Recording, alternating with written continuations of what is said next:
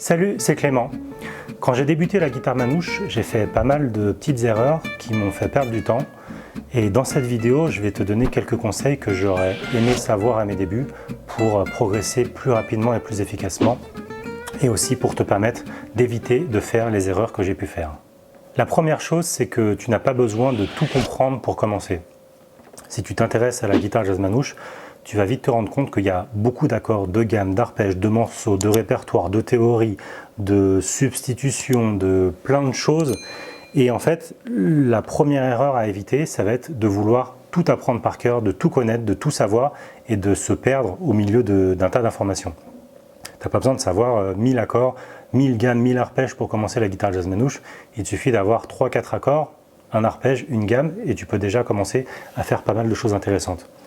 Donc, quand tu commences, et même par la suite, ne te disperse pas, essaie de te focaliser sur certains points essentiels qui vont te permettre d'avoir les meilleurs résultats.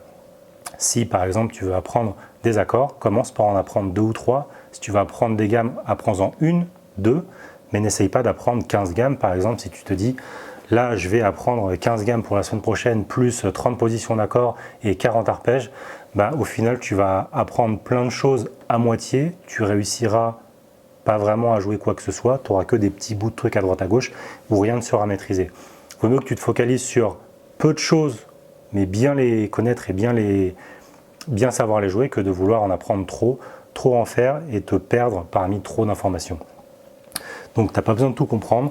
C'est pareil pour les informations, les conseils. Tu n'as pas besoin de regarder 50 vidéos YouTube avant de te lancer. Regarde une vidéo, applique les conseils, vois comment tu apprends des choses, comment tu progresses. Ensuite, une autre vidéo, tu appliques les conseils. Mais il faut vraiment mettre en pratique les choses et pas piocher à droite à gauche et passer des après-midi entières à regarder des tutos et lire des tablatures sans vraiment rien approfondir.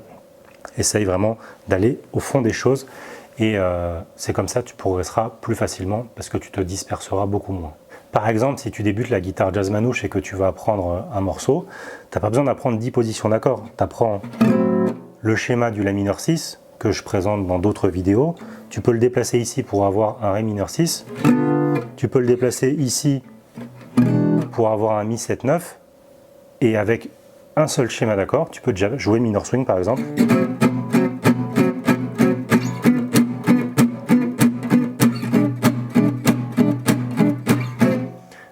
Tu vois, c'est pas très compliqué. Vaut mieux apprendre un accord et connaître minor swing que d'apprendre 10 accords mais de ne pas réussir à jouer un seul morceau parce que tu n'es pas capable de placer tes doigts pour faire sonner correctement l'un de ces accords. Donc tu vois qu'avec très peu de choses, on peut déjà jouer un morceau. La deuxième erreur à éviter, ça va être de trop se focaliser sur la main gauche au détriment de la main droite. Quand on voit un guitariste jouer, on se dit « Waouh, il a les doigts qui bougent vite, il fait plein de choses à la main gauche, il joue des gammes, des arpèges, etc. » Et on pense vraiment que le plus difficile, ça va être la main gauche, parce que les doigts, ils bougent vite. Mais en fait, tu verras par la suite, ou peut-être que tu t'en es déjà rendu compte, mais en fait, le plus difficile dans la guitare jazz manouche, ça vient souvent de la main droite. Parce que tu peux faire des phrases comme ça, où tu as les doigts qui bougent à la main gauche, mais la difficulté, elle est plus au niveau de la main droite, dans l'attaque des notes, dans le son, dans la fluidité de rester détendu au niveau du poignet. Et tu t'en rendras compte assez rapidement que, en fait, souvent quand une phrase ou un plan bloque, souvent c'est plus au niveau de la main droite que de la main gauche. La main gauche, à force de travailler, tes doigts vont devenir plus fluides, ça sera plus naturel. Et ça sera surtout au niveau de la main droite qu'il faudra se concentrer pour réussir à bien jouer et avoir un jeu fluide, détendu et un joli son. Donc pour travailler la main droite, tu peux jouer des gammes, jouer des arpèges, faire des petits exercices de technique qui vont te permettre de progresser à la main droite et ça te servira dans tous les morceaux que tu voudras jouer pour la suite. Donc ne te concentre pas trop sur la main gauche, pense aussi à bien travailler ta main droite. La troisième erreur, ça va être de vouloir tout apprendre dans les livres. Donc tu peux avoir une collection de méthodes de guitare, jazz manouche, jazz, swing et tout ce que tu veux.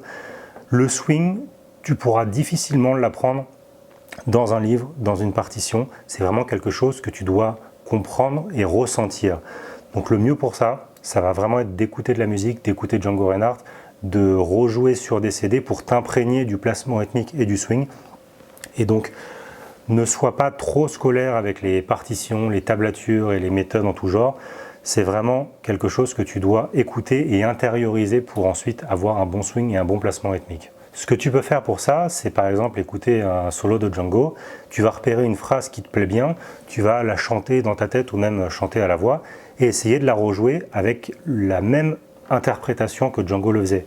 Par exemple, des petites phrases comme ça.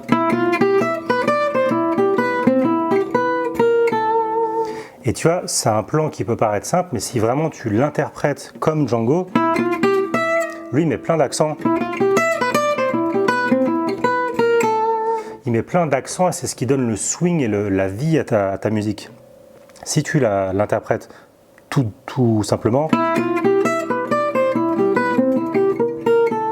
ça sonnera beaucoup plus plat, il n'y aura pas le swing, il n'y aura pas le côté vivant et entraînant du jazz manouche. Donc essaye d'écouter des CD, essaye d'entendre les choses, de bien les intérioriser et de les reproduire pour t'imprégner du son, du swing et du placement rythmique. La quatrième erreur qui rejoint un petit peu la première, c'est que tu n'as pas besoin d'apprendre 1000 plans, tu dois seulement connaître 3 mais parfaitement. Si tu apprends des plans en pensant que tu vas enrichir ton jeu, que tu pourras jouer plein de solos, que tu auras plein d'idées musicales, mais que tu en apprends tellement, que tu veux en apprendre tellement qu'au final aucun ne sonne correctement, bah, tu auras plein de trucs à moitié qui ne sonneront pas vraiment. Alors que si tu connais vraiment 3 plans, mais que ces plans-là, tu les joues avec du swing, avec le son, avec le placement rythmique, avec tout, bah, tu auras beaucoup plus de musicalité, ça sera beaucoup plus intéressant. Donc si tu veux apprendre des plans, c'est super, mais concentre-toi sur peu de plans et maîtrise-les parfaitement, tant au niveau du son, du placement rythmique, du swing, etc. Et il faut que tu saches les transposer dans différentes tonalités pour pouvoir les replacer partout. Par exemple, un petit plan qu'on rencontre souvent en jazz manouche, celui-ci.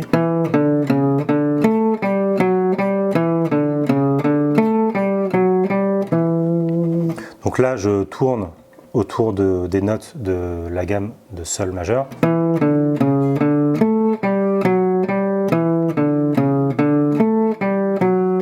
Donc là, 7e case, corde de La, 5e, corde de La, 4e, 5e, et je fais la même chose sur la corde de Ré. Donc ça, c'est un petit plan.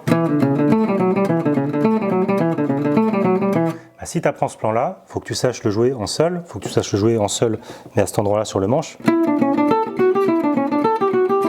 faut que tu saches bien l'interpréter, bien le faire sonner avec du swing. Parce que si tu apprends ce plan-là au milieu de 1000 autres plans, que tu le joues à peine, et puis là tu t'oublies comment il faut le jouer, hop, tu cherches tes notes, machin, bah, au final tu ne le maîtrises pas vraiment. Donc un plan comme ça, tu peux le jouer en sol majeur, tu peux le jouer en do majeur. Il faut vraiment que tu saches le jouer partout en ré majeur, que tu l'aies vraiment bien intégré, comme ça tu pourras le placer partout et au moins tu auras un plan que tu maîtrises bien, que tu peux jouer partout et qui est vraiment acquis. Donc concentre-toi sur peu de plans, mais maîtrise-les à fond plutôt que de vouloir apprendre des centaines ou des milliers de plans sans vraiment les maîtriser.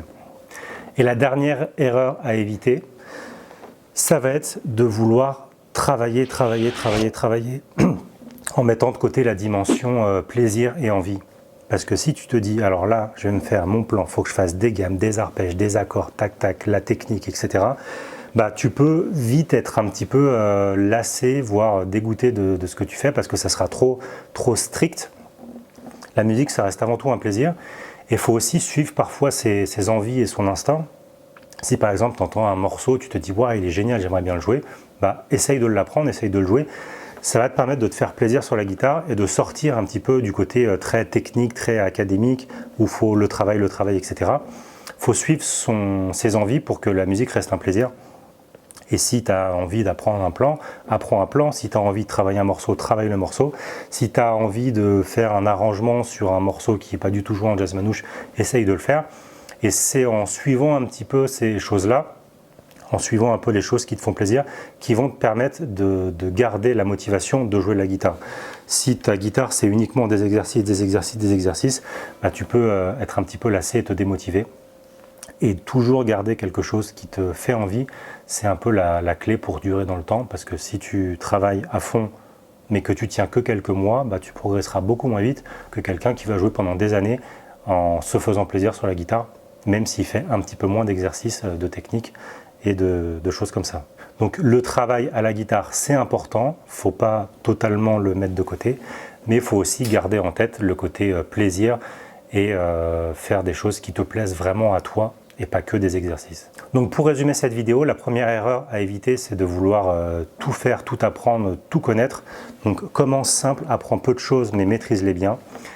La deuxième erreur à éviter, ça va être de trop se focaliser sur la main gauche au détriment de la main droite, qui est souvent plus importante en guitare jazz manouche que la main gauche. La troisième erreur, ça va être de ne pas se fier à son écoute et au ressenti.